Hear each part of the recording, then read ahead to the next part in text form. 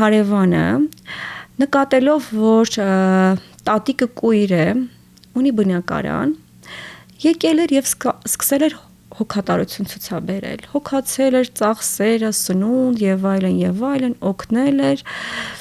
եւ համոզել էր եւ տատիկը իրեն պատկանող գույքի 1/3 բաժինը նվիրել էր այդ տղային, բայց 1/3 բաժինը։ Դրանից հետո անցել էր որոշ ժամանակ, տղան պահանջներ էր ներկայացրել գույքային, ասել էր, գիտես ինչ, 1/3-ը ինձ է պատկանում, ես առաջարկում եմ առանձնացնել։ Տատիկը դժկամություն էր ցուցաբերել, ասել էր, ես ողջ եմ, ես ապրում եմ դեռ ու դու ինձ խոսք էիր տվել, որ բոլոր դեպքերում պիտի ինձ պահես։ Եվ արդյունքում հասկանալով իր գործողությունների սխալ լինելը վիճարկել էր դատարանում, սակայն այցային վաղեմության 1 տարվա ժամկետը բաց էր թողել տատիկը եւ դատարանը ընդհանրապես մերժել էր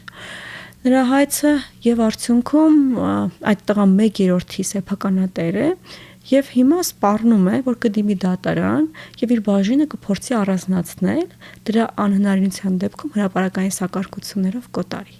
Իսկ հրապարակային սակարկություններով օտարում ենթադրում է, որ գալու է նոր գնորդ եւ այս դեպքում արդեն տատիկը զրկվելու է գույքից եւ լինելու է վտարման գործընթաց։ Ճիշտ եմ հասկանում, որ այնուամենին, որ ինստիտուցիոն տարեցնային այս առումով չի պաշտպանում։ Գիտեք, բոլոր դեպքերում միշտ էլ իրավական լծակներ կան, բայց պետք է մեր տարեցներն էլ լինեն իրավագիտակից։ Այսպես ճիշտ է, օրենսդրությունը կոնկրետ տարիքային մասով խտրականություն չի սահմանում, որովհետև երբեմն մեր պրակտիկայում հանդիպում են 65 տարին օրինակ լրացած, 60 տարին լրացած կամ 70 տարին լրացած խելացի, գիտակից, իրենց գործողությունների հետևանքները հասկացող անձինք, բայց պրակտիկայում հանդիպում են դեպքեր, որ 20 տարեկանը չի հասկանում։ Այսինքն զուտ տարիքով չափել անձի գիտակցական մակարդակը, կարողությունները, դա է վիրավորական է եւ ոչ իրավաչափ։ Որտեղ բոլոր դեպքերում անձը կարող է միջև կյանքի վերջել հասկանալ իր գործողությունների հետևանքները։ Բայց ես մեր պրակտիկայում գիտեք ինչ եմ նկատում, շտապողականություն։ Ես կարծում եմ, որ հենց այդ շտապողականությունն է հանգեցնում նման բացասական հետևանքների։ Մեր սիրելի տատիկ-պապիկները, եթե նամանավանդ գույքի սեփականատեր են, իրենք պետք է իմանան, որ բոլոր դեպքերում իրենք շահեկան դիրքում են եւ հնարավորինս փորձեն բանակցելով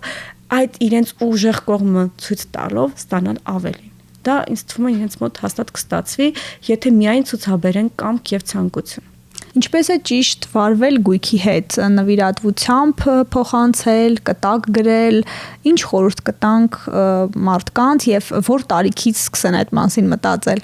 Ուրեմն նվիրատվության դեպքում նվիրատուն իրեն պատկանող գույքը կամ իրավունքը ի սեփականություն է հանձնում նվիրառուին։ Եվ երբ ստորագրվում է պայմանագիրը կամ եթե անշարժ գույք է կադաստրի կոմիտեում գրանցվում են պայմանագրից ծագող իրավունքները, անձը դադարում է գույքի նկատմամբ որևէ իրավունք ունենալ։ Այսինքն նվիրատվության դեպքում անձի համար իրավունքները դադարում են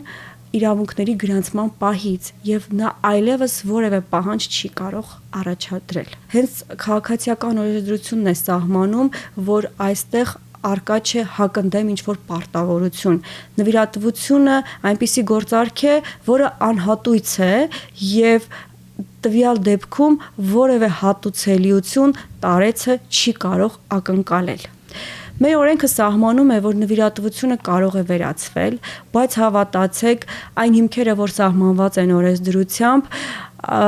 չեն օգնում, որպեսզի նվիրատվությունը անվավեր ճանաչի, որովհետև օրինակ պետք է նվիրատուի անձին կամ օրինակ նվիրատուին կամ նրա մերձավոր ազգականի նկատմամբ բռնություն գործադրվի, ոտնձգություն կատարվի կամ կյանքից զրկվի նվիրատուն, բայց մեր պրակտիկայում շատ քիչ է հանդիպում նման դեպքեր։ Պրակտիկայում շատ են հանդիպում դեպքեր, երբ նվիրատվությունը կազմակերպվում է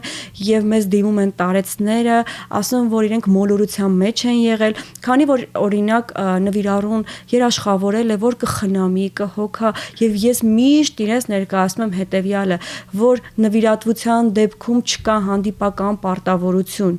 այսինքն նվիրատվություն նվիրատվության պայմանագիր ստորագրելուց հետո անձը այլևս որևէ գույքային ակնկալիք չի կարող ունենալ։ Դրա համար նվիրատվություն այն գործարքն է, որը ես նամանավանդ տարեց մեր քաղաքացիներին խորհուրդ չէի տա կնքել իրենց կյանքի այդ ժամանակահատվածում։ Այսինքն պրակտիկայում լինում են դեպքեր, երբ տարեց ազգականին համոզում են գույքը կամ որևէ միջոց նվիրատվություն կատարել, իսկ հետո